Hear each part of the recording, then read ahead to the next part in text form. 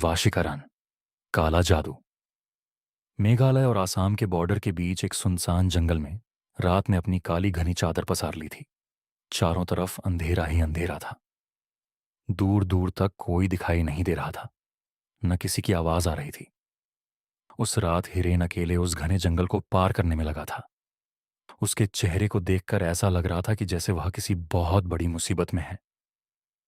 इस जंगल के बारे में माना जाता था कि अगर कोई भी इंसान सूरज ढलने के बाद यहां आता है तो उसे एक शैतान अपने वश में कर लेता है और वह फिर इसी जंगल में हमेशा के लिए कैद हो जाता है। हिरेन को यह बात पता थी, लेकिन वह फिर भी रुक नहीं रहा था और बस आगे बढ़े जा रहा था। जंगल के आखिरी छोर पर एक नदी बह रही थी और उस नदी को पार करते ही आसाम सीमा शुरू हो जाती थी। उस नदी के ठीक बगल में लकड़ी से बनी एक पुरानी हवेली थी। हवेली के आगे एक बोर्ड लगा था जिस पर लिखा था, वशीकरण बाबा। गांव के लोगों का मानना था कि उस हवेली में कुछ अजीब है। वहां ऐसी शैतानी ताकतें हैं जो हवेली में रहने वाले बाबा के वशीकरण मंत्रों से इस दुनिया में आ गई है। 32 साल का हिरेन अब उस हवेली के ठीक सामने खड़ा था और जोर जोर से हाँफ रहा था। उस हवेली के दरवाजे पर एक बड़ा सा चौकोर निशान बना था, ठीक वैसे ही जैसे किसी तंत्र मंत्र की किताबों में होता है। हिरेन ने हिम्मत जुटाई और दरवाजा खोला। अंदर उसने देखा कि एक बेहद अजीब सा दिखने वाला बाबा कुछ हड्डियों की पूजा कर रहा था। बाबा की नजर तुरंत हिरेन पर गई और वह जोर जोर से बड़े ही डरावने अंदाज में मंत्र पढ़ने लगा।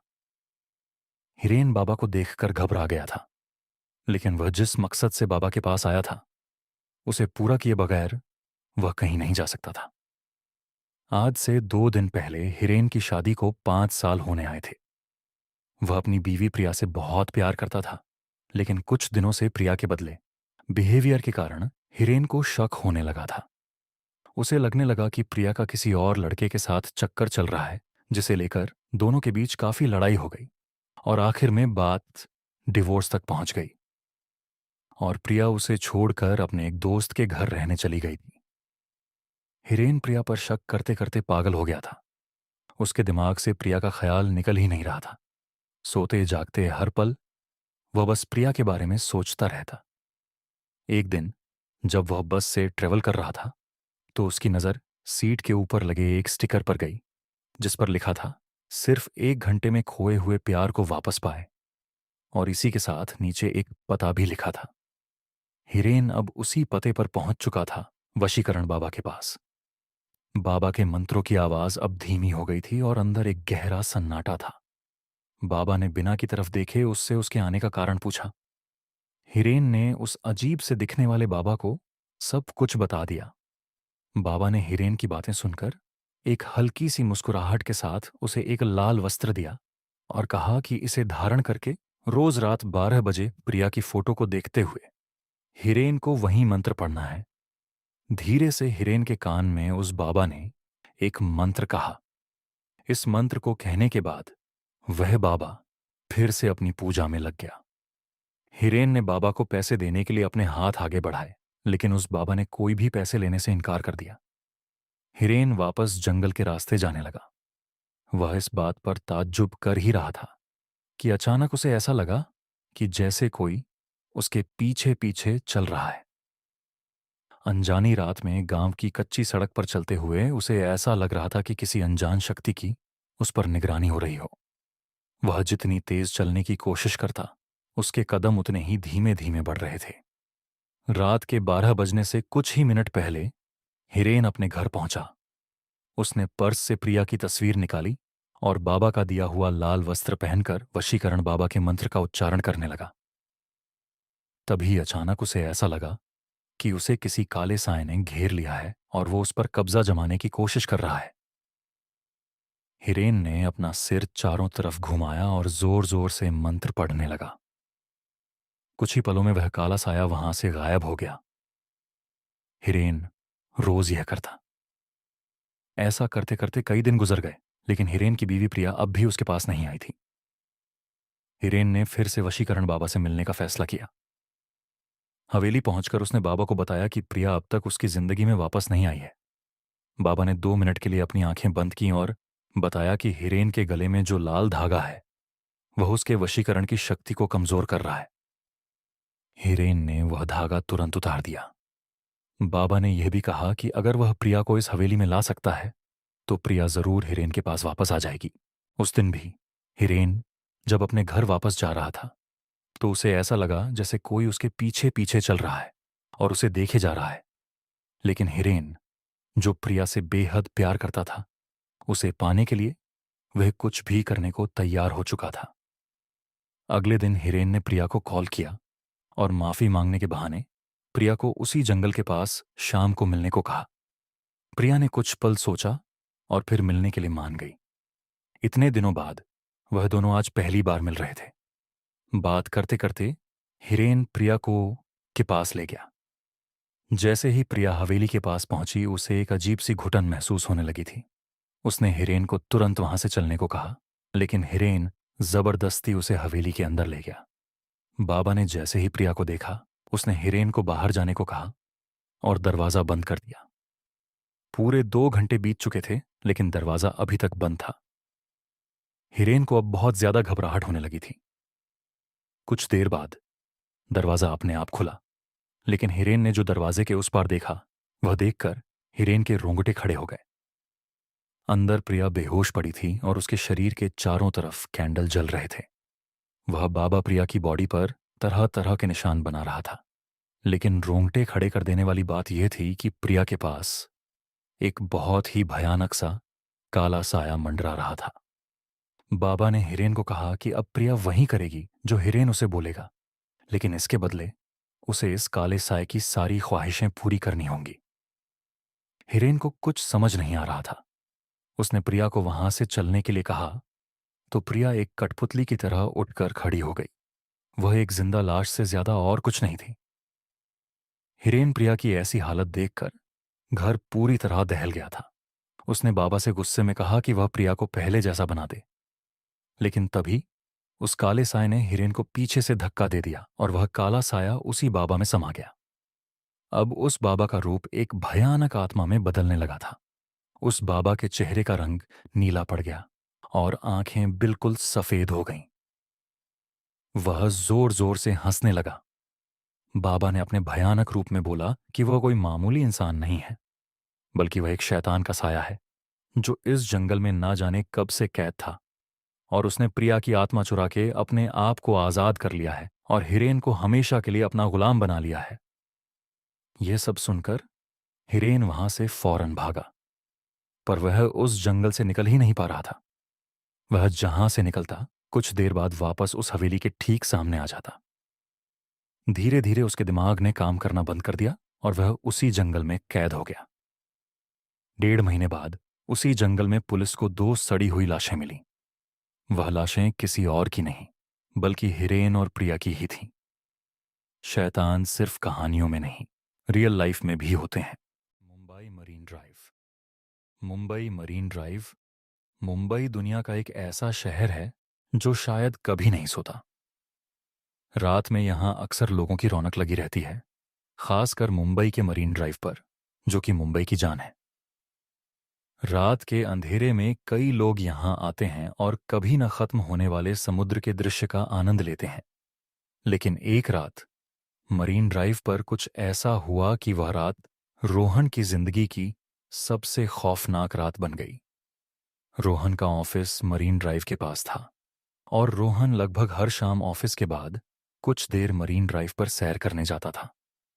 कुछ दिनों से उसके ऑफिस में काम का बोझ बहुत ज्यादा बढ़ गया था, जिसकी वजह से उसे ऑफिस से निकलते हुए देर रात हो जाती थी, लेकिन फिर भी वह मरीन ड्राइव जरूर जाता था। उसके लिए यह एक ऐसी जगह थी जहां वह अपने दिमाग को शांत कर सकता था। एक रात उसे ऑफिस से निकलते हुए 2 बज गए। वह रोज की तरह उस रात भी मरीन ड्राइव पर गया, लेकिन उस रात हवा में एक अजीब सी ठंडक थी। मरीन ड्राइव पर ठंडी रात में अक्सर कई लोग वहां बैठा करते थे, लेकिन उस रात रोहन बिल्कुल अकेला था। दूर दूर तक उसे कोई नजर नहीं आ रहा था, लेकिन वह यह सब इग्नोर करके कान में ईयरफोन लगाए वहां वॉक करने लगा। वह गाना एंजॉय करते हुए वॉक कर ही रहा था कि अचानक उसकी ईयरफोन में आवाज आनी बंद हो गई।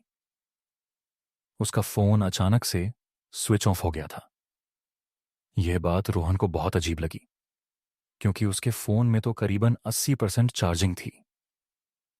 वह फोन ऑन करने की कोशिश कर रहा था जब अचानक से उसे किसी के रोने की आवाज आई।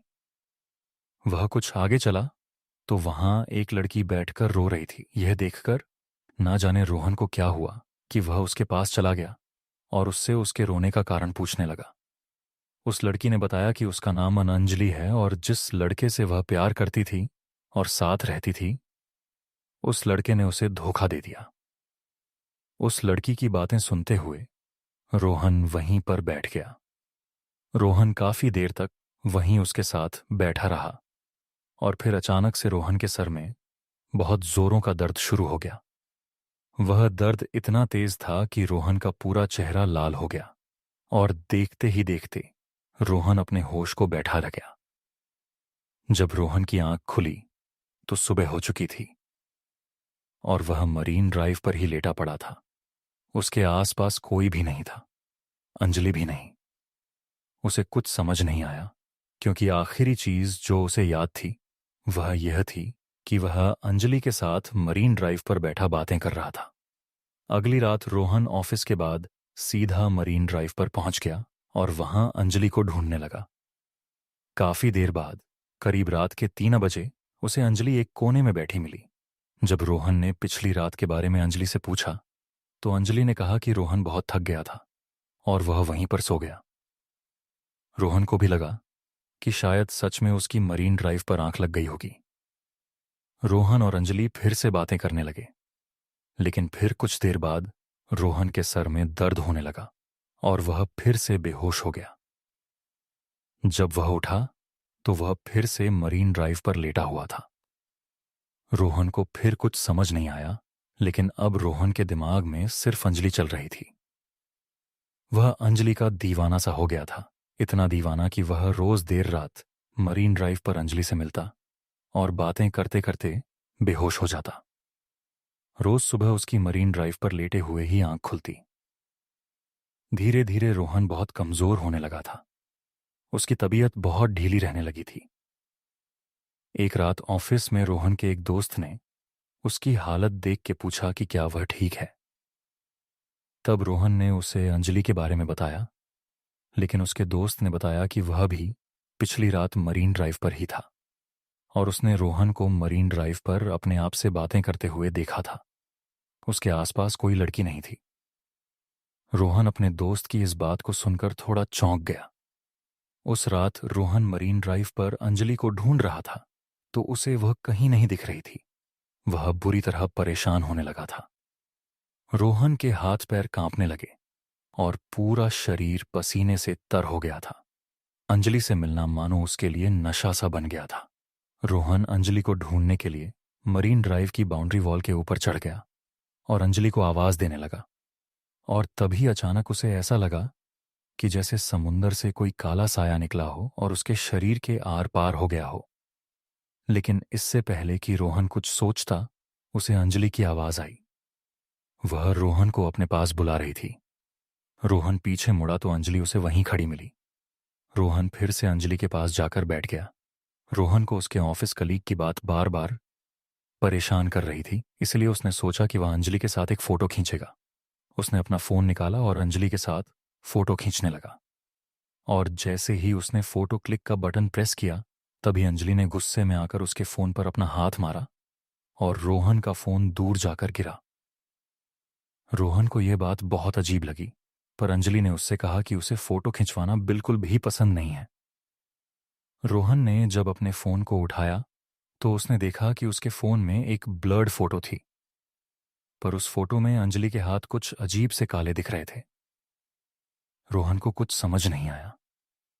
तभी अंजलि ने फिर से उसे आवाज लगाई और रोहन अब थोड़ा सहम गया। रोहन अंजलि के पास गया और उसने उससे पूछा, अंजलि, हम इतने समय से मिल रहे हैं, पर तुमने कभी बताया नहीं कि तुम आखिर रहती कहां? अंजलि ने उस बात का कोई जवाब नहीं दिया। वह बस चुप होकर फिर से रोने लगी और उसके रोने की आवाज सुनकर रोहन के सर में फिर से जोरों का दर्द शुरू हो गया। हर बार जब भी रोहन का सर दर्द करता, उसके बाद उसे कुछ याद नहीं रहता। लेकिन इस बार जैसे ही रोहन को चक्कर आने लगे, उसने अपना फोन का कैमरा निकाला और उससे अंजलि की फोटो ले ली। तस्वीर लेते ही अंजलि जोर से चिल्लाई, पर वह आवाज किसी इंसान की नहीं, बल्कि ऐसा लग रहा था कि वह कोई भयानक जानवर हो। रोहन ने जैसे ही फोन के अंदर देखा तो उसका दिल दहल गया। उस फोटो में बैठी लड़की अंजलि नहीं थी, बल्कि एक बहुत भयानक चुड़ैल लग रही थी जिसका पूरा शरीर काला पड़ चुका था। यह देखते ही रोहन के हाथों से फोन छूट गया और वह चीखता हुआ तेजी से समुंदर से दूर भागने लगा। कुछ दूर जाकर जब उसने पीछे मुड़कर देखा तो अंजलि का चेहरा पूरी तरह बदल चुका था। वह एक भयानक चुड़ैल दिख रही थी और वह चुड़ैल धीरे धीरे समुंदर में जाकर कहीं गायब हो गई। रोहन को अपनी आंखों पर विश्वास नहीं हो रहा था।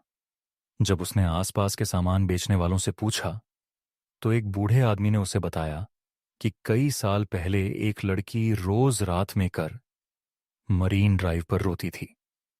लोग कहते थे कि उसके लवर ने उसे धोखा दे दिया और उसे छोड़कर चला गया, और इसी दुख में उसने एक रात मरीन ड्राइव पर पानी में कूदकर अपनी जान दे दी। उस बूढ़े सामान बेचने वाले ने यह भी बताया कि कई लड़के रात में खुद से बातें करते देखे गए हैं और उनमें से कई लड़के समुंदर में डूबकर अपनी जान भी दे चुके हैं। रोहन को लगा कि शायद वह भी उस आत्मा के वश में आ गया था और उसकी जान बाल बाल बची। उस रात के बाद रोहन फिर कभी मरीन ड्राइव गया ही नहीं, लेकिन आज तक रोहन को रात में सपने आते हैं कि अंजलि मरीन ड्राइव के समुंदर के पास खड़ी रोहन को अपने पास बुला। हॉन्टेड भूत बांग्ला। यह कहानी 1925 में हुई एक सच्ची घटना पर आधारित है। एक सुबह एंड्रिया नाम की एक औरत को खबर मिली कि उसके पिता के घर से गोली चलने की आवाज आई है। एंड्रिया और उसके पति जॉर्ज को यह खबर सुनकर विश्वास ही नहीं हो रहा था। खबर मिलते ही वह दोनों उसके पिता के घर के लिए निकल गए। उसके पिता एक बहुत बड़े गवर्नमेंट मैशन में रहते थे जो दूसरे शहर में था। वहां जाते जाते उन्हें शाम हो गई थी। जब वह वापस पहुंचे तो उन्होंने देखा कि उस मैशन के बाहर पुलिस इकट्ठा है और कोई भी उस घर के अंदर नहीं जा रहा था। पुलिस एंड्रिया और उसके तो जॉर्ज को भी अंदर नहीं जाने दे रही थी। पुलिस के मुताबिक उस घर में एक भूत था जो सालों बाद आजाद हो गया था। जब एंड्रिया ने पूरी बात पूछी तो उसे पता लगा कि कई साल पहले 1865 में एक 21 साल का लड़का रहता था। वह एक लड़की से बहुत प्यार करता था, लेकिन उस लड़की ने उसके प्यार को ठुकरा दिया, जिसकी वजह से उसने खुद को गोली मारकर अपनी जान दे दी। तब से उसका भूत उसी मैशन में भटकने लगा। उसके बाद उस घर में रहने वाले सभी लोगों की अजीब और मौतें होने लगीं। बहुत मुश्किल से उस लड़की की आत्मा को एक प्रीस्ट की मदद से एक कमरे में बंद कर दिया गया और उस कमरे को हमेशा के लिए लॉक कर दिया गया। लेकिन एंड्रिया के पिता, जिन्होंने हाल ही में उस मैशन को खरीदा था, इन सब बातों को नहीं मानते थे। उन्होंने उस घर को रिनोवेट कराने के चक्कर में उस कमरे का लॉक तोड़वाकर उसे खोल दिया और उस लड़के की भयानक आत्मा को आजाद कर दिया। पुलिस कहने लगी कि उस लड़के की आत्मा ने ही शायद एंड्रिया के पिता को मार दिया था। अब अगर कोई भी उस घर के अंदर जाएगा तो उस लड़के की आत्मा उसे भी मार डालेगी। पुलिस की ऐसी अंधविश्वासी बातों को सुनते ही एंड्रिया और जॉर्ज दोनों ही बहुत गुस्से में आ गए और उन्होंने खुद अंदर जाने का फैसला किया। वह घर के अंदर गए, लेकिन जैसे ही वे पिता के कमरे में पहुंचे, एंड्रिया फूट फूट कर रोने लगी। दोस्तों, क्या आपको लगता है कि आप कभी गिव अवे में कुछ बड़ा जीत सकते हो? नहीं ना? मुझे भी ऐसा ही लगता था। लेकिन रिसेंटली कई लोगों ने इजी है। इसमें सभी के लिए बराबर मौका है कि वह कार जीत पाएं। इस बार तो वन विन 3 कार्स का गिव अवे कर रहा है, और वह भी एक साथ। तो अगर आपका भी ड्रीम है जीतना, जल्दी आप स्टार्ट करोगे, उतने ज्यादा टिकट्स आप कलेक्ट कर पाओगे और आपके प्राइज जीतने के चांसेस भी बढ़ जाएंगे। तो अभी तक आप इंतजार किसका कर रहे हो? लिंक प्रिंट कमेंट में है। इस वीडियो के बाद जल्दी से कॉन्टेस्ट को ज्वाइन करो और 3 लग्जरी कार्स अपने घर ले आओ, क्योंकि उसने वहां जमीन पर अपने पिता की लाश पड़ी देखी, जिनके सर पर एक गोली का निशान था। एंड्रिया ने जब आसपास देखा तो उसे जॉर्ज कहीं नहीं दिखा। वह जॉर्ज को वहां न पाकर और ज्यादा घबरा गई और अपने पति जॉर्ज को चिल्लाकर बुलाने लगी, पर उसे कोई जवाब नहीं मिला। उस समय एंड्रिया को कुछ समझ नहीं आ रहा था कि वह क्या करें, और वह डरी हुई वहीं खड़ी अपने पति को बुलाए जा रही थी कि तभी उसे एक अनजान इंसान की रोने की आवाज आई। फिर उसे अपने पति के रोने की आवाज आई। एंड्रिया भागकर अपने पति की आवाज के पीछे जा ही रही थी जब उसे फिर से गोली चलने की आवाज आई। एंड्रिया भागकर उस कमरे में पहुंची, पर वहां पहुंचकर उसके होश उड़ गए। वहां पर उसे जॉर्ज की लाश मिली, जिसके सर पर भी गोली के निशान थे, और उसकी लाश के पास वही बंदूक पड़ी थी जो कुछ देर पहले उसके पिता के कमरे में उनकी लाश के पास पाई गई थी। तभी एंड्रिया को ऐसा लगा जैसे उसके कंधे पर किसी ने हाथ रखा। एंड्रिया को कोई पीछे से जकड़ लगा। जब उसने गर्दन मोड़कर देखने की कोशिश की तो वहां उसे एक 18 साल का लड़का दिखा, जिसके सर पर ठीक उसके पिता और पति की तरह एक गोली का निशान था। लेकिन एंड्रिया के उसे देखते ही वह लड़का उसकी आंखों के सामने हवा में कहीं गायब हो गया। इतना सब होने के बाद भी किसी तरह हिम्मत करके एंड्रिया एक एक करके अपने पति और पिता की लाश को घर से बाहर लेकर आई। पर उस दिन के बाद से वह एकदम बदल गई और वह एकदम शांत हो गई। यहां तक कि अपने पिता और जॉर्ज के फ्यूनरल के दिन भी उसने न तो जॉर्ज के पेरेंट्स की किसी बात का कोई जवाब दिया और न ही अपने भाई का। वह सदमे में जा चुकी थी।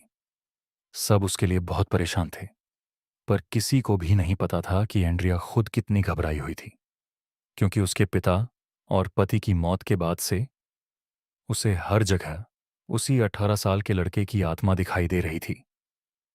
वह किसी भी वक्त एंड्रिया के शरीर को जकड़ लेता था और उसके कान में एक ही चीज कहता रहता था कि वह उससे बहुत ज्यादा प्यार करने लगा है, और अगर वह भी उसका प्यार ठुकरा देगी तो वह उसे भी मार डालेगा।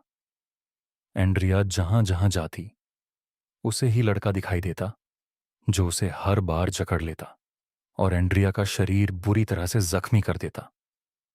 डरी हुई और परेशान एंड्रिया साइकेट्रिस्ट के पास भी गई, पर उसका भी कोई असर नहीं हुआ। एंड्रिया के शरीर पर रोज नील पड़े जा रहे थे। धीरे धीरे उसकी दिमागी हालत बद से बदतर होती जा रही थी। फिर एक दिन उस मैशन के पास रहने वाले लोगों ने एक बहुत ही अजीब और गरीब और डरावनी चीज देखी। उन्होंने देखा कि एक बहुत ही कमजोर दिखने वाली एंड्रिया भागती हुई आई और उस मैशन का ताला तोड़कर उसके अंदर घुस गई। इससे पहले कि कोई कुछ समझ पाता, उन्हें उस मैशन के अंदर से गोली चलने की आवाज आई। जब कई देर तक कोई भी अंदर नहीं गया तो यह खबर शहर के मेयर तक पहुंची। उसने वहां के पुलिस ऑफिसर्स को एक प्रीस्ट के साथ अंदर जाने का ऑर्डर दिया। डरते हुए जब पुलिस के 2 इंस्पेक्टर घर के अंदर घुसे तो उन्हें वहां पर एंड्रिया की लाश जमीन पर पड़ी हुई मिली। उसके सर पर भी गोली का निशान था और बगल में एक बंदूक पड़ी थी। इसे देखकर उन्हें यकीन हो गया कि यह सब उसी 18 साल के लड़के की आत्मा का किया धरा है। इस घटना के बाद उस मैशन का एग्जॉस्ट को हम हमेशा के लिए बंद कर दिया गया। दोस्तों, इस हफ्ते हमारे क्राइम चैनल देश सिद्ध क्राइम शो पर हम लेकर आए हैं एक ऐसी सच्ची क्राइम की कहानी जो आपके होश उड़ा देगी। एक लड़का रात भर घर नहीं आता और उसके घर वालों को उसकी चिंता होने लग जाती है। तभी सुबह उसके पिता को अपने बेटे का कॉल आता है और वह रोते हुए उनसे कहता है, पापा मुझे किडनैप कर लिया है, मुझे प्लीज बचा लो।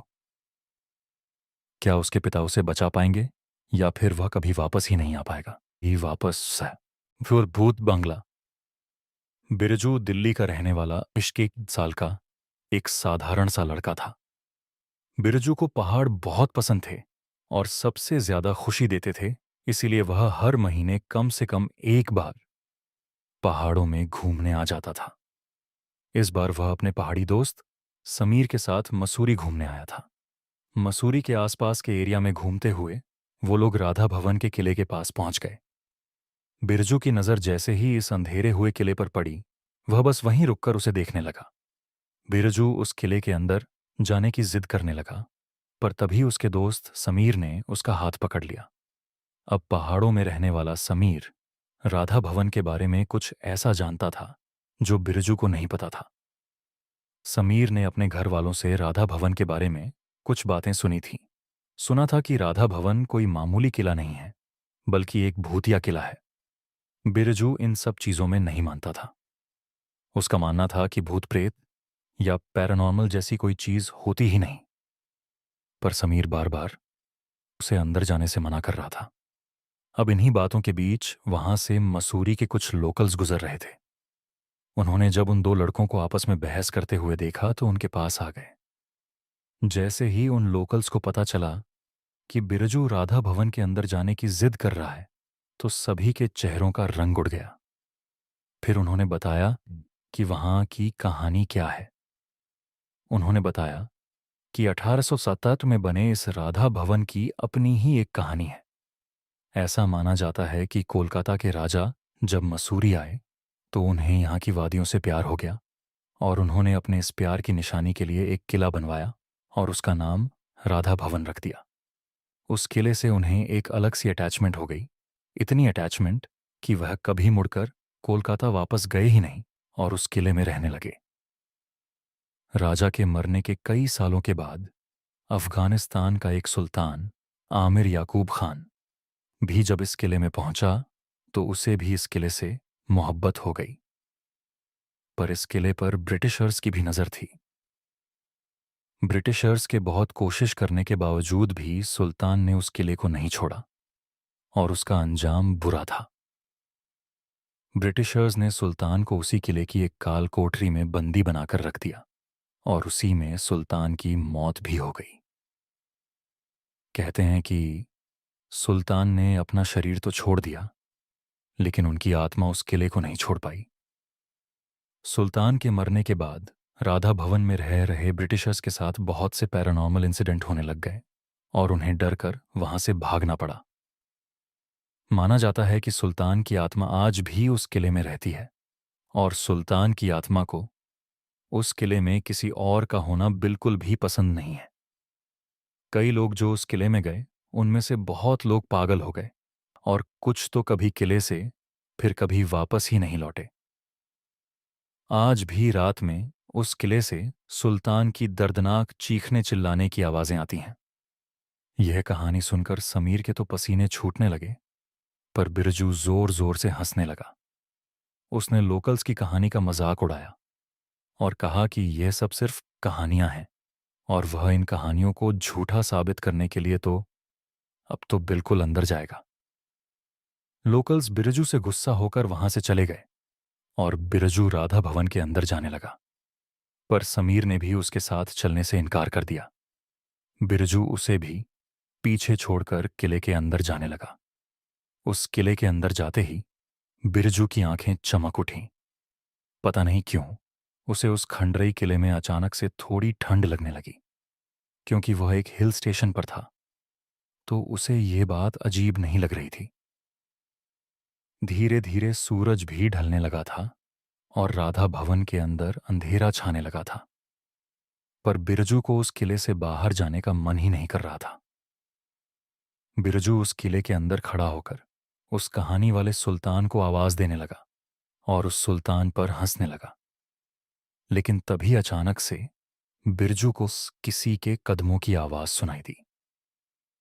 पहले तो बिरजू को वह अपने मन का भ्रम लगा, पर तभी उसे ऐसा लगा कि जैसे कोई बगल में खड़ा सांस ले रहा हो। बिरजू के पूरे शरीर में एक एक कपकपी उठ गई। उसके बगल में कोई नहीं था। तभी उसके पैरों को किसी ने पकड़ लिया और वह जमीन पर गिर गया। जमीन पर गिरते ही उसके शरीर को कोई घसीटकर किले के अंदर लेकर जा रहा था। जैसे ही बिरजू ने अपने पैरों की तरफ देखा तो उसका दिल दहल गया। एक आदमी सुल्तान के कपड़ों में उसके पैरों को हकड़त कर घसीट रहा था। बिरजू डर के मारे जोर जोर से चीखने चिल्लाने लगा। तभी उस सुल्तान ने मुड़कर बिरजू को देखा और वह दृश्य बिरजू के दिमाग में हमेशा के लिए छप गया था। उस सुल्तान के चेहरे की याद स्किन उतरी हुई थी और उसका पूरा बदन काला पड़ा हुआ था।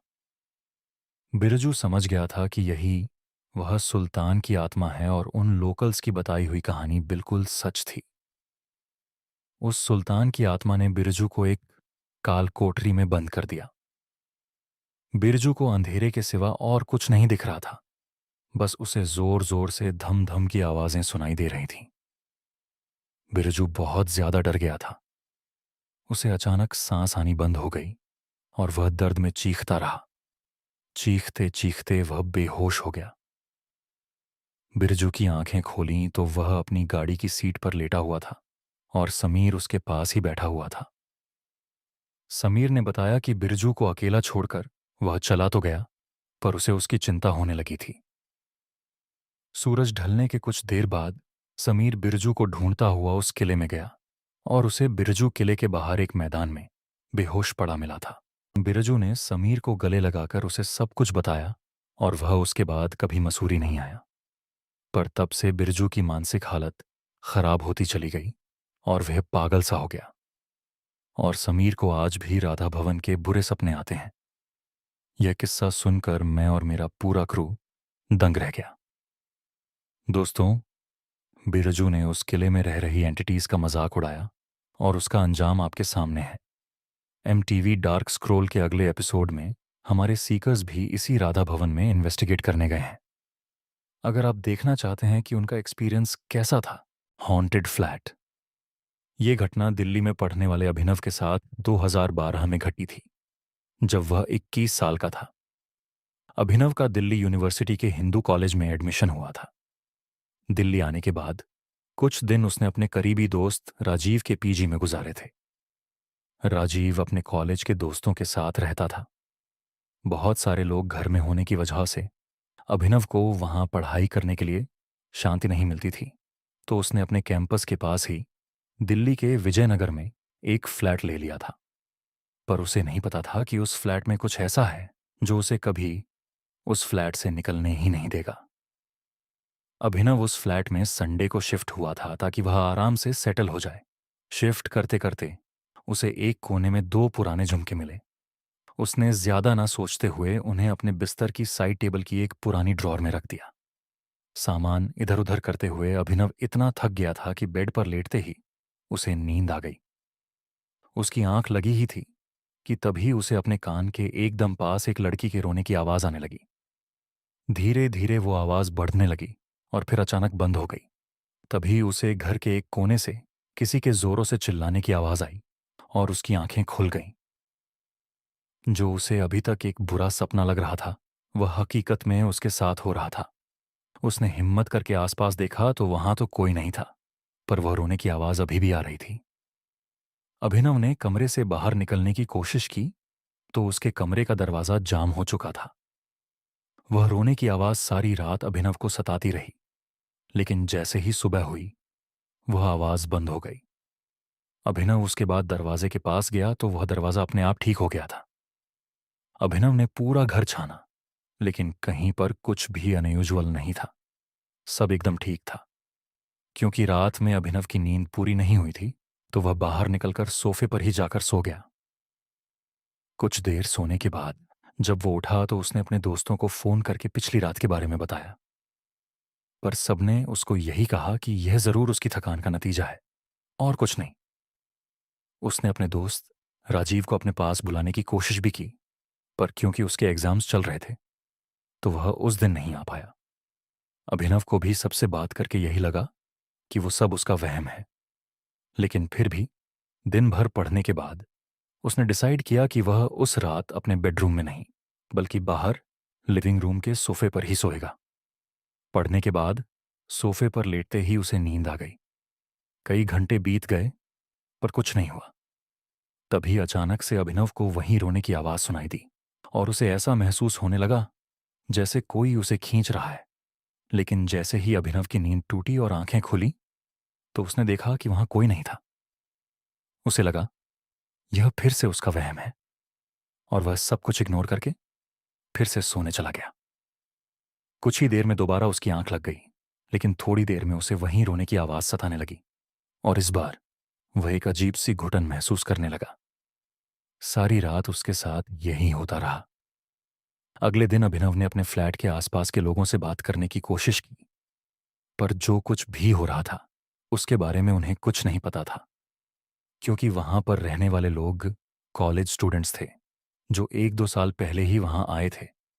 उसने परेशान होकर जब फ्लैट ओनर को कॉल किया तो उसका भी फोन नहीं लग रहा था। अभिनव ने सबकी सलाह मानकर एक साइकेट्रिस्ट को कंसल्ट किया, जिसने उसके अलग अलग टेस्ट किए, पर उसे कुछ नहीं मिला। उस साइकेट्रिस्ट ने अभिनव को समझाया कि कभी कभार भारी थकान और स्ट्रेस से यह सब हो जाता है और उसे कुछ स्लीपिंग पिल्स दे दी। स्लीपिंग पिल्स लेकर अभिनव सो तो जाता था।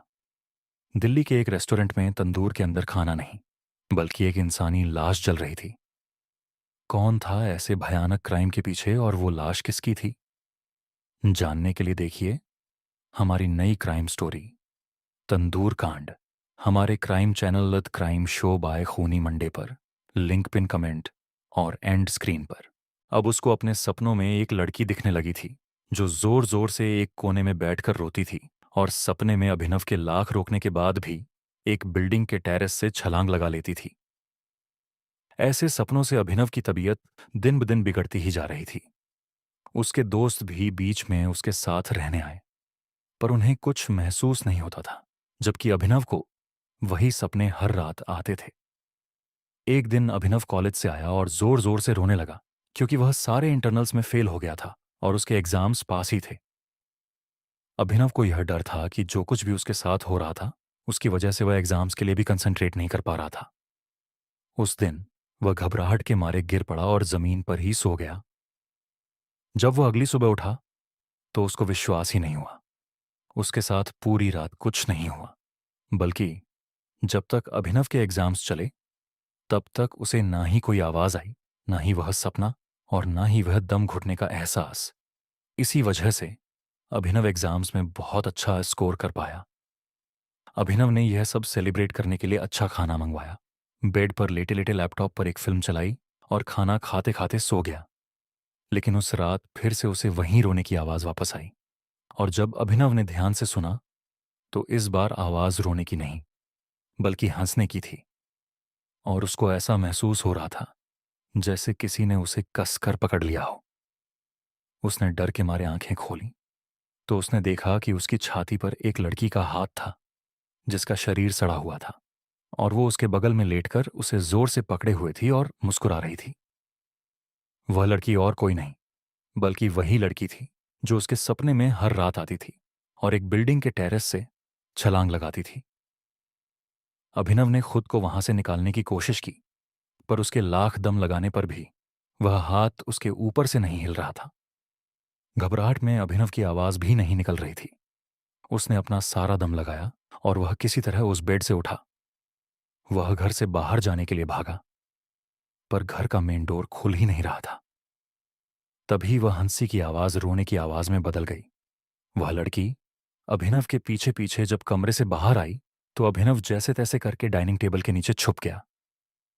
उसने जल्दी से अपने दोस्त राजीव को फोन किया और उसे फौरन उसके फ्लैट आने को कहा। अभिनव भगवान का नाम लेते हुए बस यही प्रार्थना कर रहा था कि वह किसी तरह बच जाए, लेकिन तभी वह लड़की डाइनिंग टेबल से उल्टी लटकी हुई अभिनव की आंखों के सामने आ गई। उसे देखकर अभिनव कांप उठा। उसका चेहरा भयानक लग रहा था, बाल बिखरे हुए थे और आंखें एकदम नीली पड़ी थीं। उस लड़की के कान में वही झुमके थे जो अभिनव को फ्लैट की सफाई करते समय मिले थे। जब राजीव अभिनव के फ्लैट पहुंचा तो उसने देखा कि अभिनव लिविंग रूम में नीचे गिरा पड़ा था और वह बुरी तरह जख्मी था। राजीव तुरंत अभिनव को हॉस्पिटल ले गया। अभिनव को बहुत चोट लगी थी, लेकिन जब उसे होश आया तो अभिनव ने राजीव को बताया कि उस लड़की की आत्मा अभिनव को प्यार करने लगी है और वह उसका पीछा कभी नहीं छोड़ेगी। अभिनव हॉस्पिटल में धीरे धीरे रिकवर हो रहा था, लेकिन एक रात खबर आई कि अभिनव ने हॉस्पिटल बिल्डिंग के टेरेस से कूदकर अपनी जान दे दी है और लाश के साथ 2 झुमके भी पाए गए हैं। राजीव को कभी समझ नहीं आया कि अभिनव दिमागी रूप से बीमार था या सचमुच उस लड़की की आत्मा ने उसके साथ यह सब किया था। खैर, जो भी हो, उसने अपने जिगरी दोस्त को हमेशा के लिए खो दिया था। True rainy night horror. यह एक टिपिकल फ्राइडे नाइट की बात है, जब मैं अपने कॉलेज की क्लासेस के बाद डोर डैश कर रहा था। मेरे साथ कुछ अजीब हुआ। मैं ये वीकेंड्स में करता था ताकि मेरी लिविंग एक्सपेंसेस कवर हो सके, लेकिन उस रात कुछ अलग था। ऑन ऑर्डर कमाए, कुछ ऐसे ऑन ऑर्डर्स जो कम पेमेंट दे रहे थे, basically waste of time on orders. फिर 1 घंटे बाद एक ऑन ऑर्डर आया जो थोड़ा सही था, लेकिन वह 8 मील दूर था। उसका पेमेंट अच्छा था, लेकिन लोकेशन कुछ सही नहीं लग रही थी। पर यह उन ऑन ऑर्डर्स से बेहतर था जो कम पैसे दे रहे थे, तो मैंने बिना ज्यादा विचार किए ऑन ऑर्डर एक्सेप्ट किया और रेस्टोरेंट गया। फिर बैग लेकर गाड़ी में बैठा और ड्राइविंग करने लगा। जीपीएस ने बताया कि सफर 30 मिनट चलेगा, जो मेरे लिए अब तक के ऑन ऑर्डर में से बहुत लंबा समय था। कैंपस के जस्ट बाद बहुत से घर थे, लेकिन जब मैं 20 मिनट बाद वाले मार्ग पर पहुंचा, तब मेरे सामने सिर्फ खुले मैदान और खेत दिखाई दिए। उस जगह कोई घर नहीं था, सिर्फ खुले खेत और लहराती हुई फसल दिखाई दे रही थी। मैं थोड़ा नर्वस फील कर रहा था, लेकिन मैंने सोचा कि सब ठीक होगा। उन खाली खेतों के बीच मुझे एक घर दिखा जो कि लोकेशन से मैच कर रहा था। मैं समझ गया कि यही घर है जहां मुझे डिलीवरी देनी है। अब मैं उस खाली और सुनसान रास्ते से होते हुए उस घर की ओर, अपने ऑर्डर की ओर बढ़ रहा था। उस जगह की अजीब सी शांति काफी कुछ कह देने लायक थी। मैदान के बीच से गुजरते हुए मुझे बहुत अजीब लग रहा था। भले ही मैं डरपोक नहीं हूं, लेकिन बिना किसी कारण के घबराहट होना एक अलग एहसास था। जैसे ही मैं सड़क से आगे निकला, तो एकमात्र आवाज की जड़ पर मेरी कार की धीमी गड़गड़ाहट थी। मैंने कार पार्क किया और बैग तैयार किया, फिर कार को वहीं छोड़ दिया और बाहर निकला। वह घर शांत था और वहां काफी अंधेरा भी था। बाहर की जगह को रोशन करने के लिए केवल बरामदे की रोशनी जल रही थी। मैं गंदगी भरी घास के बीच से होकर बरामदे तक गया और दरवाजे पर दस्तक देते हुए इंतजार कर रहा था। मैंने पीछे मुड़कर अपनी कार की ओर देखा, जो मैदान में अंधेरे में गायब सी लग रही थी। इसके पीछे एक क्षण का समय बीत गया। फिर मैंने फिर से दस्तक दी, लेकिन कोई प्रतिक्रिया नहीं हुई। यहां तक कि अंदर से किसी की आवाज भी नहीं आई। मुझे स्थिति की विचित्रता का एहसास होने में देर नहीं लगी। खिड़कियों में कोई रोशनी नहीं थी और यह भी दिख रहा था कि खिड़कियां कितनी सड़ चुकी थीं। घर को करीब से देखने पर मुझे केवल यही लगा कि ऑन ऑर्डर पूरा नहीं किया जा सकता।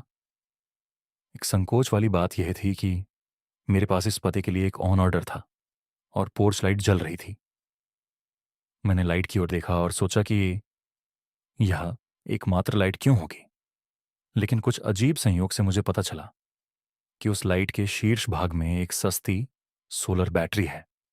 यह सिर्फ एक खुद चलने वाली लाइट थी, जो दिन के दौरान ही चार्ज होती है और शाम को चालू हो जाती है, जिसका मतलब है कि इसे चालू करने के लिए किसी को भी यहां मौजूद नहीं होना पड़ेगा। अब मैं ये सब एक साथ जोड़ ही रहा था कि तभी मैंने अपने पीछे एक गड़गड़ाहट की आवाज सुनी। मैं मुड़ा और देखा कि एक कार गंदगी भरे रास्ते से गुजर रही थी और मेरी कार के ठीक पीछे आ रही थी। मैं वहीं खड़ा रहा और उनकी हेडलाइट्स को देखता रहा, जब तक कि एक आदमी बाहर नहीं निकला। मैंने पोर्च से चिल्लाकर पूछा, क्या यह उसका ओन ऑर्डर था? लेकिन उसने कोई जवाब नहीं दिया। वह बस अपनी कार के पास ही खड़ा रहा, ना ही हिला, ना ही बोला।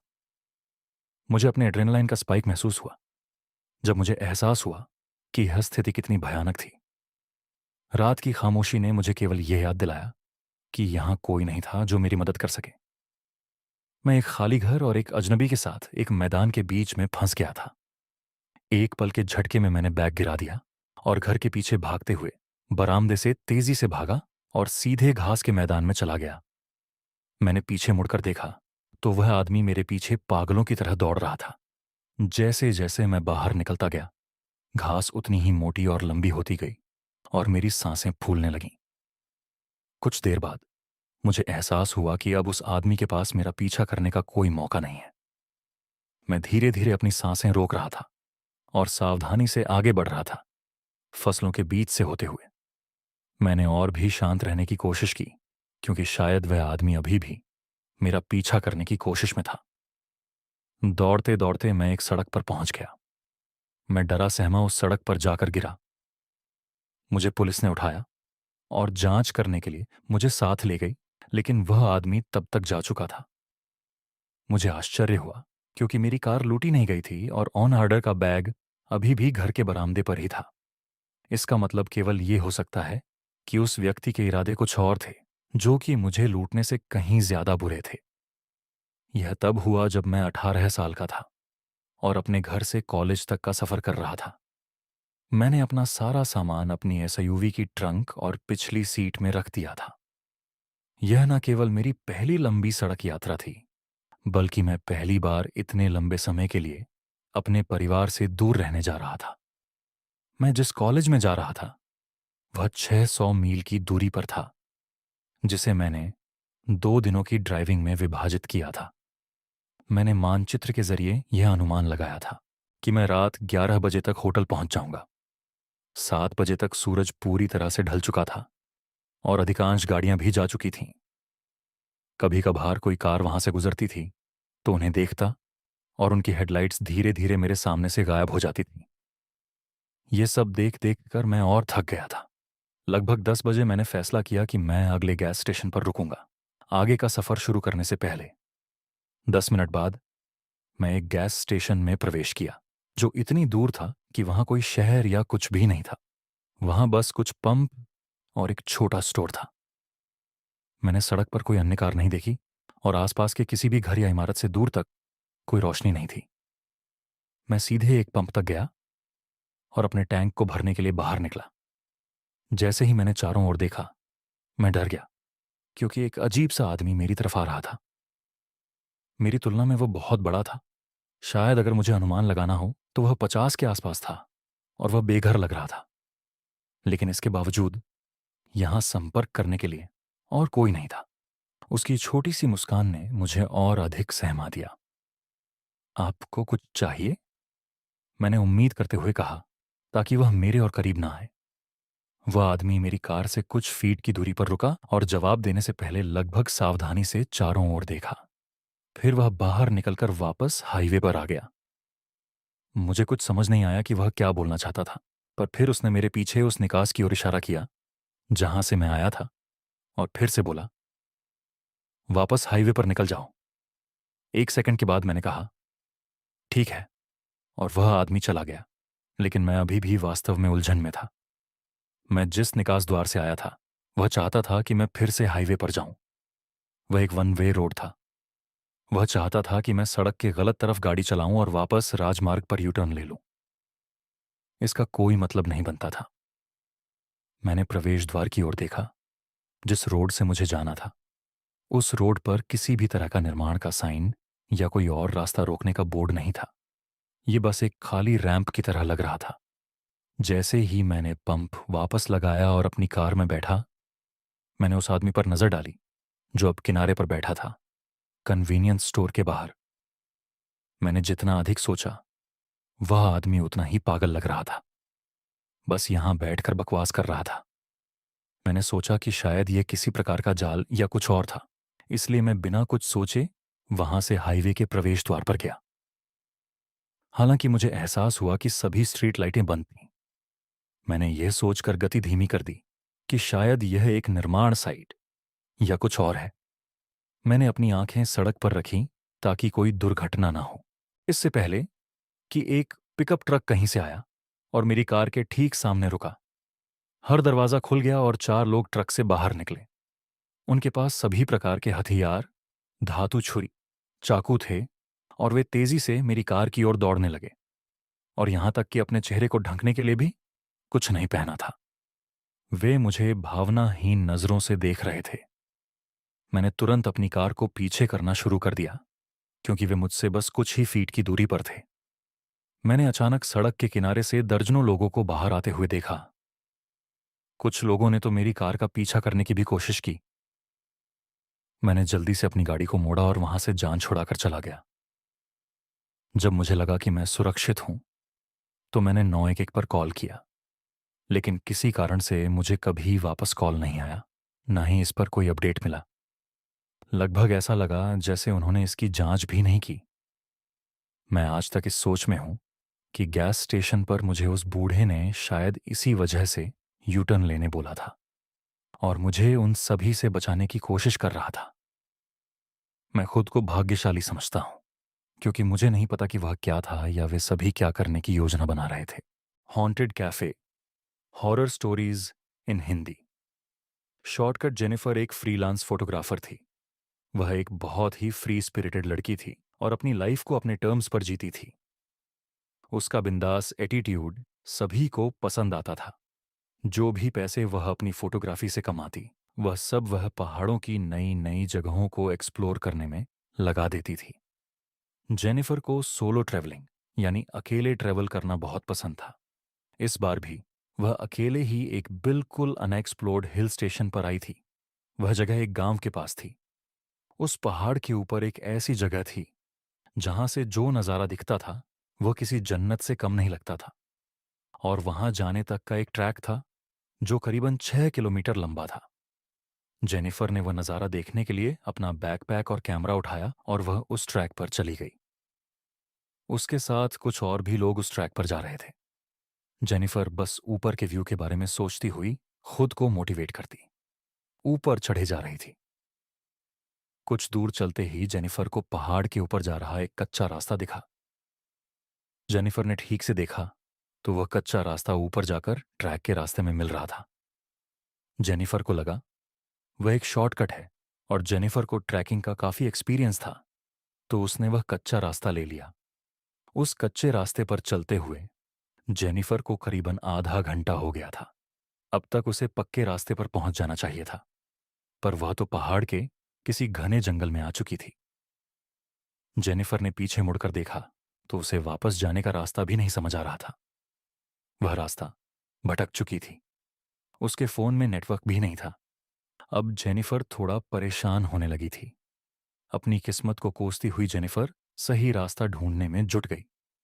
भूख के मारे उसकी जान निकली जा रही थी कि तभी उसके सामने कुछ ऐसा आया जिसे देखकर उसे अपनी आंखों पर यकीन ही नहीं हो रहा था। उस वीराने के बीच एक बहुत ही सुंदर सा कैफे बना था। बाहर कैफे हिल रिट्रीट का बोर्ड लगा था और उसी कैफे से एक पक्की रोड भी जुड़ी हुई थी। जेनिफर की खुशी का ठिकाना नहीं रहा। वह बिना कुछ सोचे उस कैफे की तरफ दौड़ी और अंदर चली गई। कैफे जितना बाहर से सुंदर था उसे कई ज्यादा अंदर से था। अंदर बहुत ही अच्छी डेकोरेशन थी और कुछ यंगस्टर्स वहां बैठकर हंस खेल रहे थे। वह कैफे परफेक्ट था। जेनिफर सब कुछ भूल गई थी। वह फटाफट से एक टेबल पर बैठ गई और एक वेटर तुरंत उसके पास आ गया। उस वेटर ने जैसे ही मेनू कार्ड टेबल पर रखा, जेनिफर की नजर उसके हाथ की कलाई पर गई। उसकी कलाई पर जलने का एक घाव था। जब तक जेनिफर उस घाव को ठीक से देख पाती, उस वेटर ने उस घाव को ढक लिया। जेनिफर को बहुत ज्यादा भूख लग रही थी और इसीलिए उसने जल्दी से अपने खाने का ऑर्डर दे दिया। उन ऑर्डर करने के कुछ ही समय में जेनिफर को लगा कि उसे थोड़ा फ्रेश हो जाना चाहिए, तो वह उठकर कैफे के वॉशरूम की तरफ जाने लगी। वॉशरूम के रास्ते में उन हंसते खेलते यंगस्टर्स का टेबल भी था। जेनिफर उनके पास से गुजर रही थी कि उसने देखा कि उनमें से एक लड़के के सिर पर एक घाव था और यह घाव ठीक उस वेटर के जैसा ही लग रहा था। ध्यान से देखने पर जेनिफर को पता चला कि वैसा ही एक घाव उस टेबल पर बैठे हर इंसान पर था। किसी के माथे पर था तो किसी के हाथों पर। जेनिफर उन घावों को देखने में इतनी गुम हो गई कि उसने रियल लाइफ में खेलते यंगस्टर्स को अब बिल्कुल शांत होते हुए देखा। वे जेनिफर को बहुत ही डरावने तरीके से घूर रहे थे। जेनिफर को लगा कि शायद उसके ऐसे घूरने से वह लोग नाराज हो गए हैं। वह सॉरी बोलकर वहां से सीधा वॉशरूम चली गई। वॉशरूम में टैप ऑन करके जेनिफर उन घावों के बारे में सोच रही थी। सोचते सोचते जब उसने अपना मुंह पानी से धोया और सर ऊपर उठाकर शीशे में देखा तो उसकी रूह कांप उठी। उस वॉशरूम के शीशे में उस वॉशरूम का पूरा एरिया झलकर काला हुआ दिखाई दे रहा था। अचानक उसे बहुत जोर जोर से लोगों की चीख की आवाज आने लगी। लेकिन यह सब कुछ कुछ ही सेकंड्स में बंद हो गया, और जब तक जेनिफर कुछ समझ पाती, सब कुछ पहले जैसा हो गया था। जेनिफर को लगने लगा कि उस जगह में कुछ तो गड़बड़ है, पर उसे इतनी भूख लगी थी कि उसने सोचा कि वह जल्दी से जल्दी अपना पेट भरकर वहां से निकल जाएगी। जेनिफर सर झुकाकर अपनी टेबल पर पहुंची और अपने खाने का इंतजार करते हुए उसने एक सिगरेट लाइट की और उसे पीने लगी। जेनिफर ने सिगरेट का धुआं छोड़ते हुए देखा कि पूरे कैफे में सन्नाटा था, और कैफे में मौजूद हर एक इंसान उसे ही घूर कर देख रहा था। उनकी आंखों में इतना गुस्सा था कि जेनिफर घबरा उठी। देखते ही देखते उन सबके चेहरे बदलने लगे और उनके शरीर बिल्कुल काले पड़ गए। वह वेटर, जो जेनिफर से बहुत मुस्कुराकर बात कर रहा था, अब जेनिफर की तरफ गुस्से में तेजी से दौड़ता हुआ आ रहा था। जेनिफर ने सहम कर उस सिगरेट को अपने पानी के गिलास में डालकर बुझा दिया। जेनिफर को कुछ समझ नहीं आ रहा था और वह बहुत ज्यादा डर चुकी थी। इससे पहले वह कुछ कर पाती, उसने देखा कि वहां बैठे लोग, जिनके शरीर काले पड़ रहे थे, अब राक्षस की तरह टूट रहे हैं। यह देखकर जेनिफर के डर की मारे चीख निकल गई। वह अपना सामान उठाकर जैसे तैसे उस कैफे से बाहर भागी, और जब उसने वहां से निकलकर पीछे मुड़कर देखा तो उसे वह खूबसूरत कैफे नहीं, बल्कि एक पूरी तरह जली हुई पुरानी खंडहर दिखाई दी। जेनिफर बिना कुछ सोचे बस वहां से रोड पर भागती गई। रोड पर भागते हुए उसे एक गाड़ी दिखी, और उस गाड़ी में उसी एरिया में रहने वाला कोई आदमी था। जेनिफर की ऐसी हालत देखकर उस गाड़ी वाले इंसान ने जेनिफर को अपनी गाड़ी में लिफ्ट दे दी। जेनिफर ने अपने साथ हुआ हादसा जैसे तैसे करके उस आदमी को समझाने की कोशिश की। जेनिफर को लगा था कि वह आदमी उसको पागल समझेगा, पर उस आदमी ने कुछ ऐसा कहा जो जेनिफर ने कभी सोचा भी नहीं था। उसने जेनिफर को बताया कि जिस जगह की वह बात कर रही थी, वह 10 साल पहले एक कैफे हुआ करता था। एक बार एक कस्टमर उसी कैफे में सिगरेट पी रहा था और उसने सिगरेट को बिना बुझाए ही अपने टेबल के पास फेंक दिया था। उस कस्टमर की लापरवाही से उस कैफे के एक पर्दे में आग लग गई, और इससे पहले कि कोई कुछ कर पाता, उस पूरे कैफे में आग फैल गई और अंदर फंसे सभी लोग जलकर मर गए। जेनिफर यह सुनकर हक्की बक्की रह गई। अब उसे सब समझ आ रहा था, पर उसे विश्वास ही नहीं हो रहा था कि उस कैफे में मौजूद सभी लोग जिंदा नहीं बल्कि मरे हुए थे।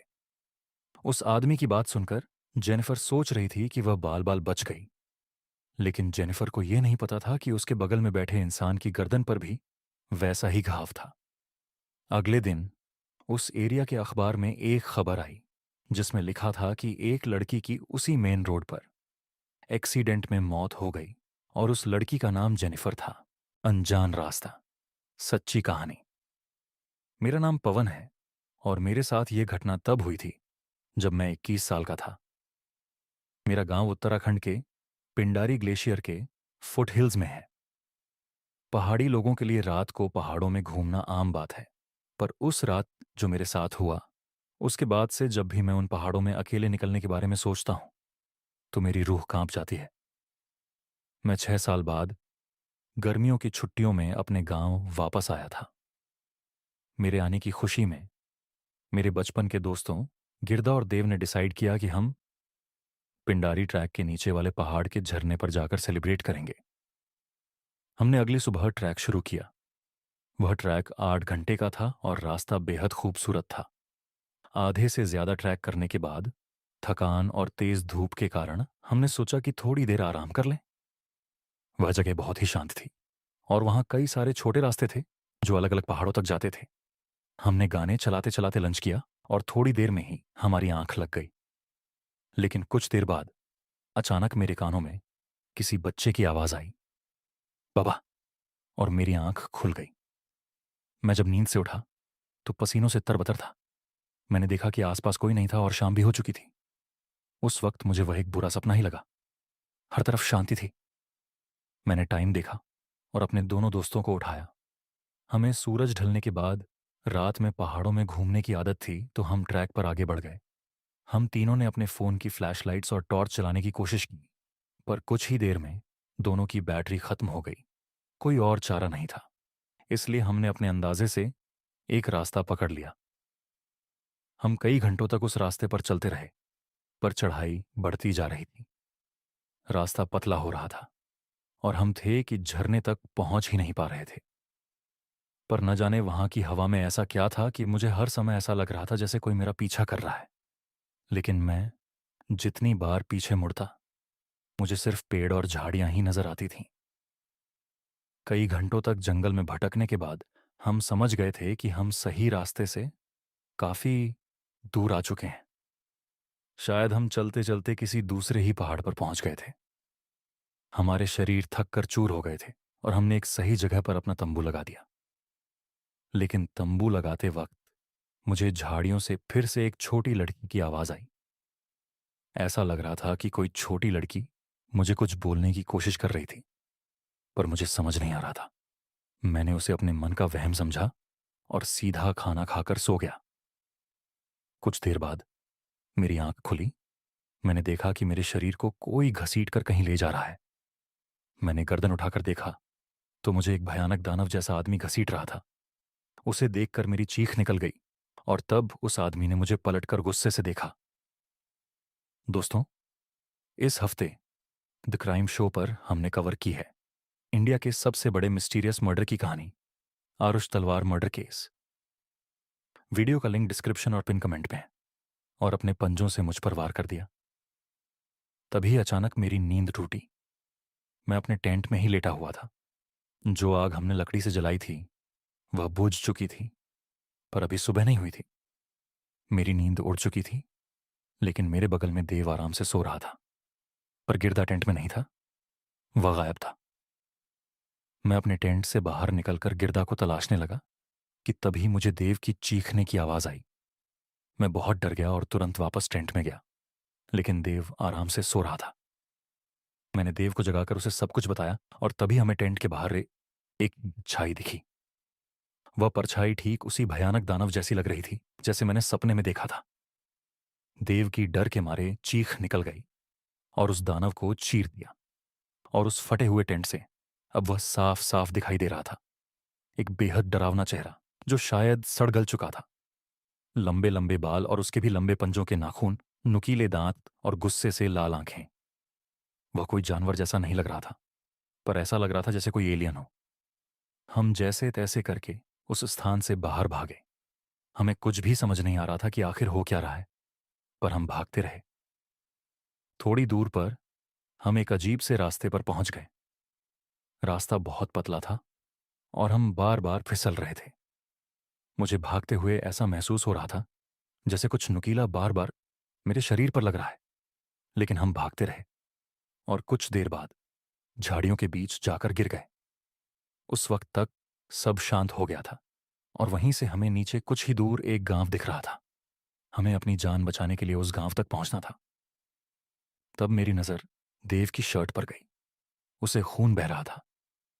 उसी तरीके से मेरा भी खून बह रहा था। हमारे शरीर पर सैकड़ों कट्स लगे हुए थे। ऐसा लग रहा था जैसे किसी ने हमें बुरी तरह नोचा हो। तभी हमें उसी दानव की आवाजें सुनाई दी। हम तब तक भागते रहे जब तक हमारा शरीर बेजान नहीं हो गया। हम दोनों बहुत बुरी तरीके से घायल हो चुके थे और हमारे दोस्त गिरदा की भी कोई खबर नहीं थी। तभी मुझे ऐसा महसूस हुआ कि कोई हमारी तरफ आ रहा है। मैंने देखा तो वह एक बकरी चराने वाला था। उसने हम दोनों की ऐसी हालत को देखकर शोर मचाना शुरू कर दिया और कई गांव वाले वहां आकर जमा हो गए। उन्हें देखते ही मानो हम दोनों बेहोश ही पड़ गए। पूरी एक दिन की बेहोशी की हालत में रहने के बाद हमें होश आया। हम दोनों के शरीर पर पट्टियां बंधी थीं और वह गांव के मुखिया का घर था। होश में आते ही हमने उन्हें सब कुछ बताया। जब हमने उन्हें वह सब बताया जो हमारे साथ हुआ, तो वह थोड़ी देर के लिए शांत हो गए।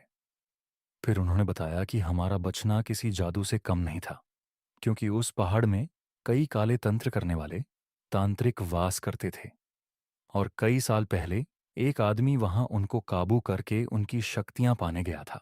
उस आदमी ने उनकी शक्तियों पर काबू पाने के लिए कई जानवरों और इंसानों की बलि भी दी और फिर वह उन्हीं पहाड़ों में कहीं गायब हो गया। लेकिन वहां के लोग मानते हैं कि वह आदमी अभी भी काली शक्तियों की मदद से जिंदा है और उन्हीं पहाड़ियों में अपने अगले शिकार का इंतजार करता रहता है। मुखिया ने बताया कि गांव की एक लड़की खेलते खेलते वहां गलती से चली गई थी और फिर वह कभी नहीं लौटी। माना जाता है कि उस आदमी की आत्मा ने वहां उस लड़की की बलि दे दी, और आज भी अगर कोई वहां जाता है तो उसके साथ भी वही होता है। उस मुखिया की बात सुनकर हमारा दिल दहल गया। हम तो बच गए थे, लेकिन उस दिन के बाद से हमने अपने दोस्त गिरदा को फिर कभी नहीं देखा। उसका सदमा आज भी हमें सताता है। मैं अब कभी भी अनजान पहाड़ों में घूमने नहीं जाता और खुद से ऐसा कोई रास्ता नहीं पकड़ता जिसके बारे में मुझे पहले से पता ना हो।